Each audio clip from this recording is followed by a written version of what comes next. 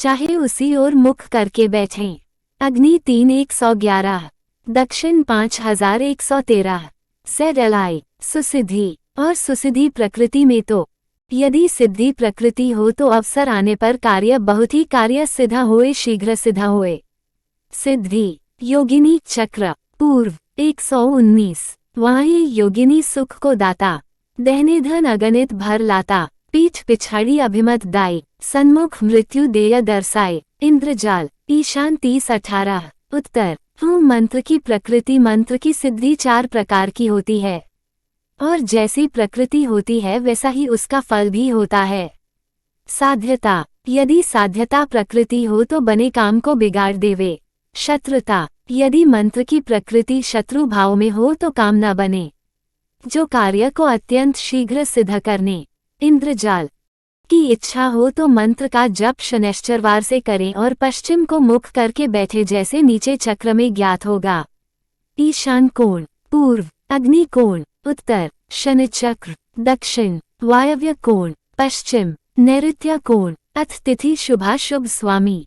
संज्ञा पालन स्वा, तिथि नाम फल संज्ञा शुक्ल 1, प्रातिप सिद्धि अग्नि नंद 2, द्वितीया कार्य ब्रह्मा भद्रा कृष्ण पालन अशुभ शुभ काशीफल अशुभ शुभ बाबील अशुभ शुभ लवन अशुभ रिक्ता शुभ तिल पूर्णा अशुभ शुभ राय मध्य जया 5, 3 तृतीया आरी गौरी हानि 4, चतुर्थी गणेश पंचमी शुभ सर्प षष्ठी नंदा भद्रा सप्तमी शुभ सूर्य अष्टमी व्या न शिव तेल 6, मध्य मध्य अशुभ स्कंद मध्य आंवला 7, मध्य नारियल मध्य जया 8, अल्पविराम मध्य बोपला परवर शुभ अशुभ पावटे यम। इंद्रजाल 9, नवमी मृत्यु दुर्गा रिक्ता मध्य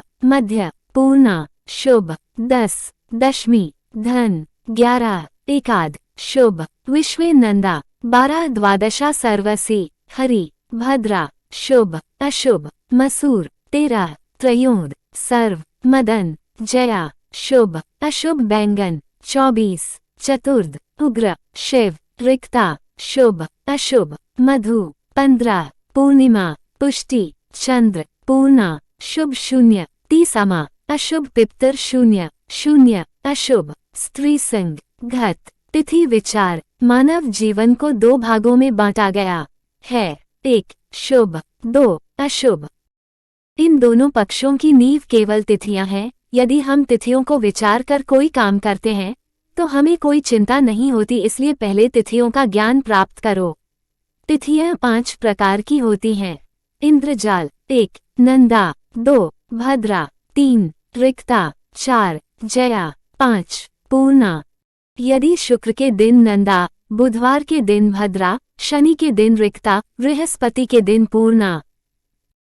यदि इस प्रकार की तिथियां हों तो समझ लो कि आप इससे सिद्धि प्राप्त कर सकते हैं, अन्यथा उनको आप अशुभ समझें जो मृत्यु योग की ओर ले जाती हैं। जो लोग सिद्धि योग में कार्य करते हैं उन्हें सदा लाभ ही होता है, मन को शांति मिलती है, जीवन के सुख प्राप्त होते हैं। अशुभ योग तो केवल कष्ट ही देते हैं। अल्पविराम आसन विचार। जब हम तिथियों को समझ लेते हैं तो हमें इसके साथ ही आसनों के बारे में विचार करना चाहिए। बिना आसन विचार के तिथियों का कोई लाभ नहीं, आसन विचार के पश्चात ही उन्हें प्रयोग में लाना चाहिए। यथा पुष्टि कार्य के लिए पद्मासन, शांति कार्य के लिए स्वस्तिकासन, विद्वेषण में कुक्कुटासन, उच्चाटन में अर्ध स्वस्तिकासन तथा शांति में भद्रासन से बैठकर सिद्धि प्राप्त कर सकते हैं। आसन और उनके भेद। 1 मारण प्रयोग के लिए भैंसे के चाम का आसन। इंद्रजाल 2 विद्वेषण में अश्वचर्म का आसन। 3 वशीकरण में मेढ़े के चर्म का आसन। 4 आकर्षण में बाघंबर चर्म का आसन। 5 उच्चाटन में ऊंट के चर्म का आसन। 6 शांति के लिए हाथी के चर्म का आसन।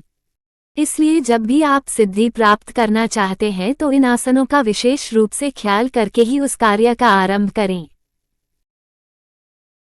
आसन पर बैठने से पहले इस बात का विशेष ध्यान रखें कि उसे कर्म चक्र के अनुसार ही व्यवधान जरूरी है। जो लोग इसका ज्ञान नहीं रखते अथवा अपनी ही इच्छा से वे जैसा भी कर्म पर बैठ जाते हैं तो उनका कार्य सिद्धि होना संभव नहीं है। ऐसे लोग सफल न होने पर मंत्रों की आलोचना आरंभ कर देते हैं जो उन्हें शोभा नहीं देता। इसलिए संत प्राणियों की भलाई के लिए आसन चक्र का चित्र नीचे दिया जा रहा है। आग्नेय हस्त च छ ज झ न्य ट द स न तथा द ध न थ वामपाद नैऋत्य पूर्व मुख क ख ग घ अ आई ओ कर्म चक्र ओ ए लरी री ए लरी री प फ ब भ म पश्चिम चक्र ह ईशान दक्षिण हस्त श य र ल व क्षत्रज्ञ अ घ दक्षिण पाद वायव्य। 1 वशीकरण के लिए पूर्व की ओर। 2 मारन व उच्चाटन में दक्षिण की। इंद्रजाल 3 विद्या ज्ञान धन की प्राप्ति के लिए शांति पुष्टि। 4 चिर आयु के लिए उत्तर की ओर मुंह करके जप करने से सिद्धि प्राप्त होती है। जप तप 3 प्रकार के होते हैं। 1 वाचिक 2 उपांशु 3 मानसिक। वाचक जप में लोग जोर जोर से ऊंची आवाज में जप करते हैं तभी उन्हें पावचक्र कहा जाता है। जो लोग इस प्रकार से जाप करते हैं कि केवल उन्हें ही सुनाई देता है उन्हें हम उपांशु और अल्पविराम इंद्रजाल जिस जाप में बिल्कुल ही आवाज नहीं होती है उसे मानसिक कहते हैं। मारन में वाचक शांति के लिए उपांशु मोक्ष के लिए मानसिक। इस प्रकार से इन जपों को प्रयोग में लाया जाता है। मंत्रों में लिंग भेद। मंत्रों का लिंग भेद 3 प्रकार का माना गया है। 1 स्त्रीलिंग 2 पुल्लिंग 3 नपुंसक। स्त्रीलिंग उन मंत्रों को माना जाता है जिनका जाप करते समय अंत में शब्द स्वाहा कहते हैं। इंद्रजाल जो मंत्र ॐ फट् स्वाहा पर आकर समाप्त होते हैं उन्हें हम पुल्लिंग मानते हैं। का प्रयोग हो जो नमः पर आकर समाप्त हो वे मंत्र नपुंसक माने जाते हैं। वशीकरण शांतिकरण में पुल्लिंग मंत्र का प्रयोग ही उचित माना गया है। मंत्र भेद एवं ज्ञान के विषय में पिछले पृष्ठों में भी बताया जा चुका है। तिथियों का ज्ञान।